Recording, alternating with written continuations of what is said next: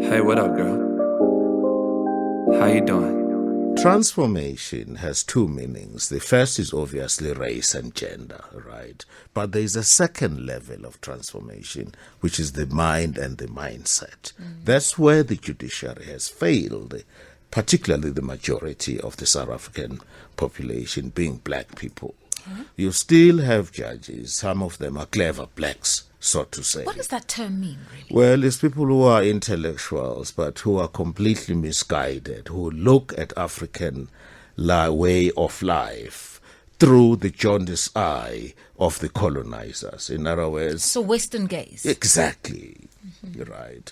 So that's where the problem is. And there are lots of these clever blacks who are on the bench. In other words, there are lots of judges who were appointed, but whose transformation in terms of the mind and the mindset, they are not with us.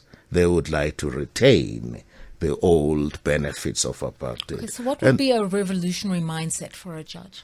A revolutionary mindset is to bear in mind where we're coming from. You have to know where we're coming from as a nation, particularly the people who have been oppressed by the previous regime. If the Constitution says we are equal, we must make sure that equality it reaches particularly those who were marginalized in the past. Okay. Now, if you are a clever black, you don't even believe that you are entitled to be respected. You are not going to interpret the Constitution along those lines. Remember, any legislation, including a Constitution, is always open to several interpretations. Okay. These people think of themselves as the most intellectual, the most intelligent, the most sophisticated people in the society, when in fact, in reality, they are the most unthinking, unreasoning, and sycophantic people that there are. Fully indoctrinated, fully subordinate, and useful only to the people who wish to culturally, politically, and economically subjugate your nation. The people they want to be like, the people they want to be accepted by, do not respect them and never will, just as the colonizers never respected the collaborators. So today I want to speak about the functional illiterate. Now, the best book that will explain this to a T is called Africa Unchained, the blueprint for Africa's future. Now, let's dive into what is a functional illiterate. Blind copying is the product of functional illiteracy. Examples of the functional illiterate is that they're educated, they have a degree, diploma, military title, statistic fanatic, etc., but does not understand its import or the meaning of things. He or she is usually inspired by symbolism and characterized by habitual behavior. This person mimics their teacher and regurgitates material taught in class as gospel truth.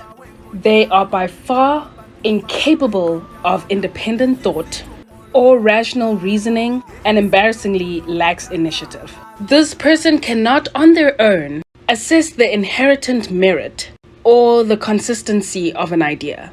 Basically, if the teacher approves of the idea, he accepts it without question. Now, you'll find them with the words that they like to say, like, what is your source? Who wrote that? Which author? Were they a historian? Were they a researcher? They'll meet you with, I went to this university, it's #1 in the country, etc., etc. I've got a major in this, and whatnot, and whatnot.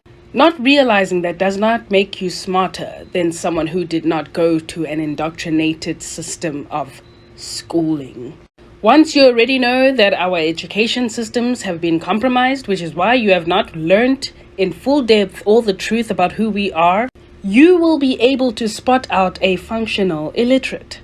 If you cannot read something and internalize with critical thought about what is really going on within this subject, give voice to the person being judged or the one who is being incorrectly identified. Because usually the source is the one describing what they're seeing. And most of the time, the one describing it could be racially profiling the person or immediately thinking that they're primitive, poor, etc., etc. So how do you then trust the source instead of the lived experience of the person who is being written about? As a person, you need to learn to walk in the shoes of the person who is being identified within your sources, or the concept that is being explained and judged. You need to understand the writer and the author, why they thought or felt the way that they felt about a specific situation. This is literally how cognitive dissonance was born, because a lot of these writings were created to confuse you, capture that brain. The most important person in the world is the storyteller.